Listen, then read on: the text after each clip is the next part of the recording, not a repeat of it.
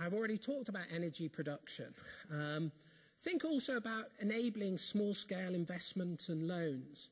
One of the great reasons we don't have an effective small business community in our society, did you know 78% of all British businesses are sole traders?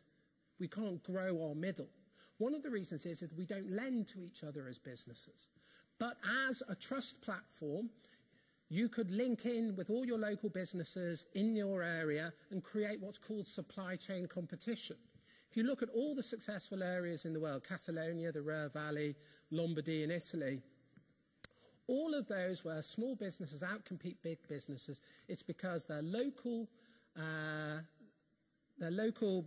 form of governance helped broker with their local businesses a relationship structure where small businesses came together and competed as a whole supply chain. And if small businesses come together and compete as a whole supply chain, they operate as a network and can outcompete internationally big business.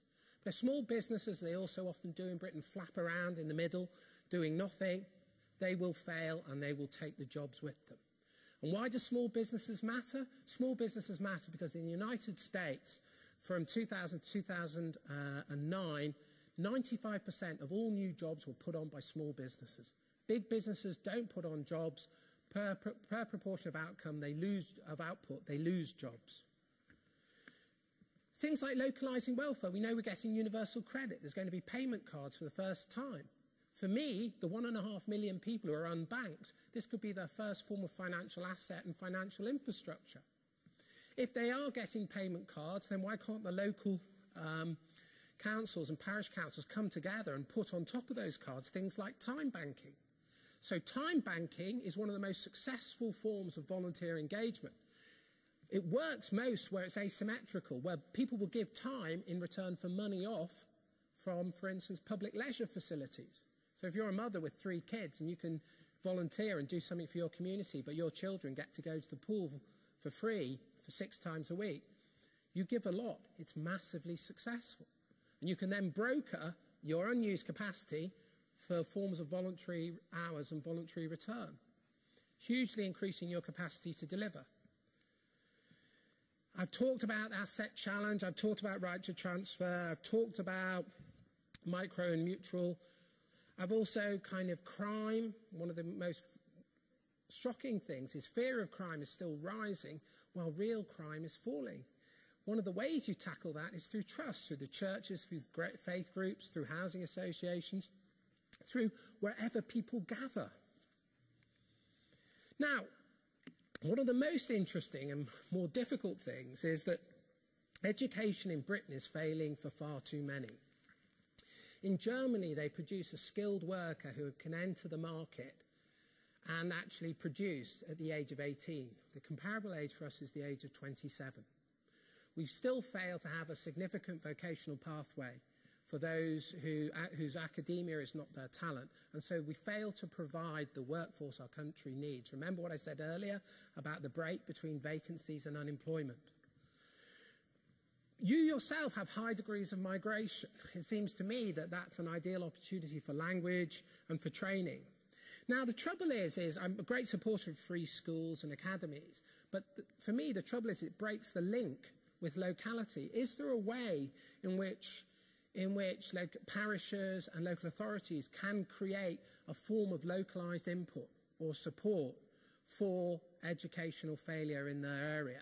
Housing associations are doing it. The Black Country Housing Association adopted a local school because it felt that the children of its tenants were getting short-changed. Cosmopolitan Housing in Liverpool actually started to fund scholarships for its students to Eton in order to give aspiration back to its tenants in Liverpool. I think it'd be very interesting to talk, maybe set up a cooperative chain or a parish chain of schools that in some sense you facilitate to speak to your educational or vocational needs. The riots, one of the most interesting and telling aspects from the riots is two-thirds of those involved in rioting had statemented educational needs and 2/3 were already involved with the criminal justice system. And another decisive factor is involvement in the local labour force. Areas that had high degrees of youth involvement, i.e. high degrees of work, didn't riot. What the riots showed us is we're creating a massive disengaged underclass. And part of that reason is, for me, that we have an institutional deficit. We no longer believe in morality as an idea of how one ought to be and ought to behave. And we don't have institutions that foster morality. Even if you go to our universities, you go into universities idealistic, believing in things, you come out believing in nothing. We need to restore moral institutions, and the idea of the local as the place where you first learn the moral is, I think, completely decisive. Why can't we teach our children to pick up litter? Why can't we teach our children to give a damn about their area? Of course we can.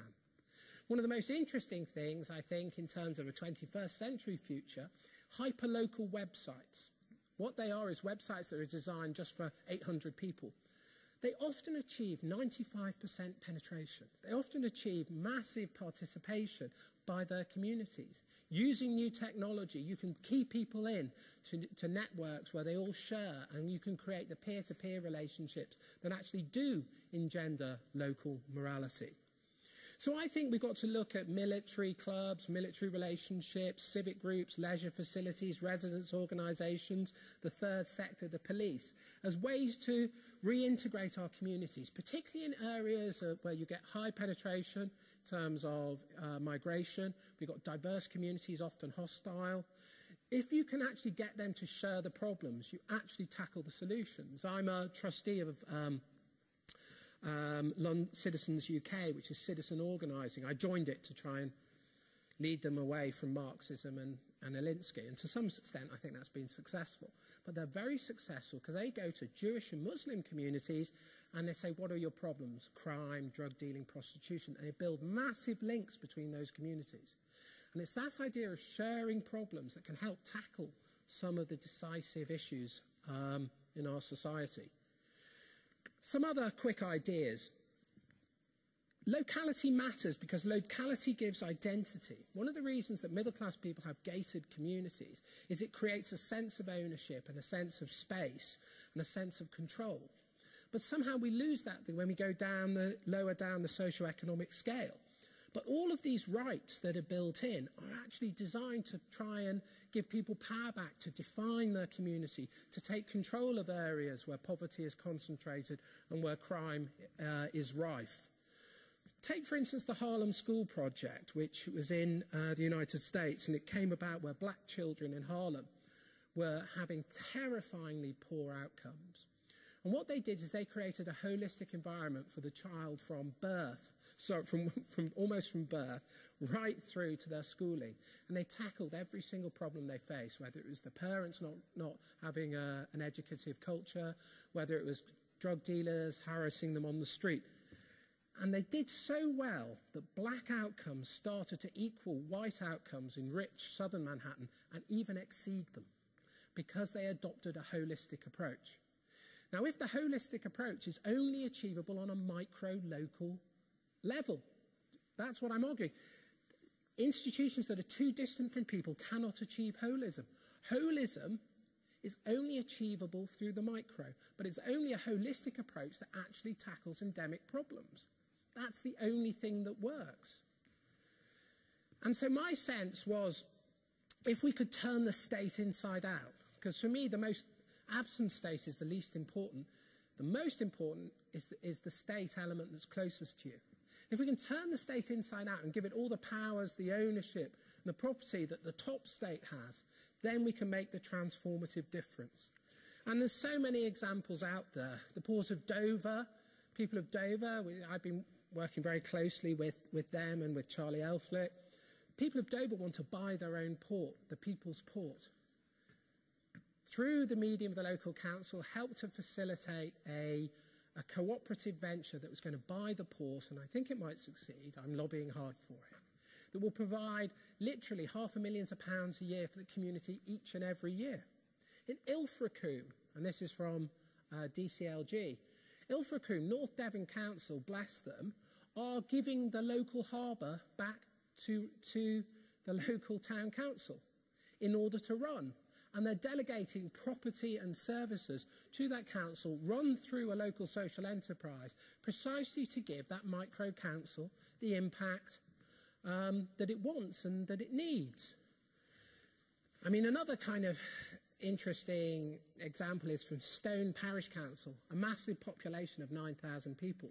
They went to the Public Works Loan Board and built a completely new community centre around their council offices, precisely to enable facilitation. I was in Birmingham last year, and one of the most interesting things about how they worked out their neighbourhood areas is in those areas, what actually happened, and parishes, you might like this, is they actually captured the civil servants from the council to work for the neighbourhood areas. And I think a crucial element is for parishes to actually second civil servants to those parishes and are loyal to those parishes and help grow those parishes and grow that capacity. And that can completely transform the area. It did in Birmingham. And anyway, these are the decisive areas. Now, I want to end on what I think the opportunity is. I was in DCLG on Monday, that's yesterday, and we were talking about localism and where it was. And it was a high-level meeting. And I said, what bothers me about the right to challenge, which was one of my ideas, is that it's an individual silo-specific right.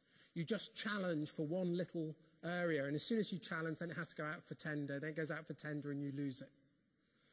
And then also, what we have with local planning, we have almost like a spatial right, you can arrange.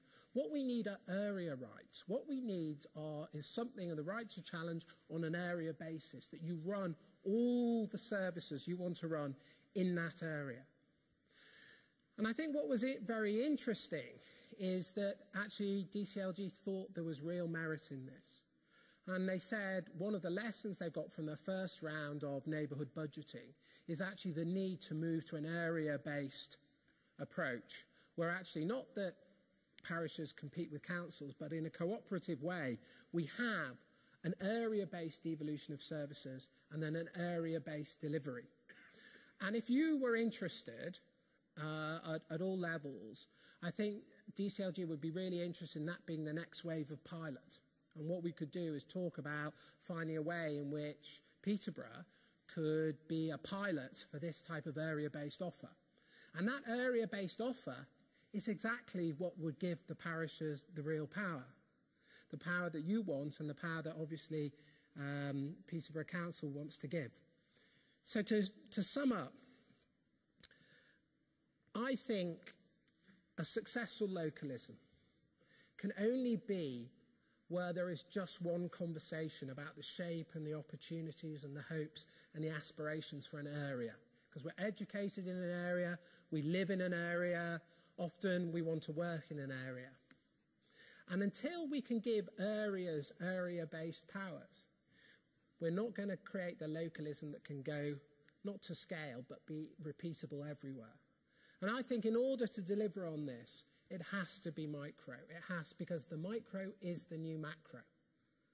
And only the micro can deliver on any, I could go on about the need for local banking and local educational infrastructure, but I won't.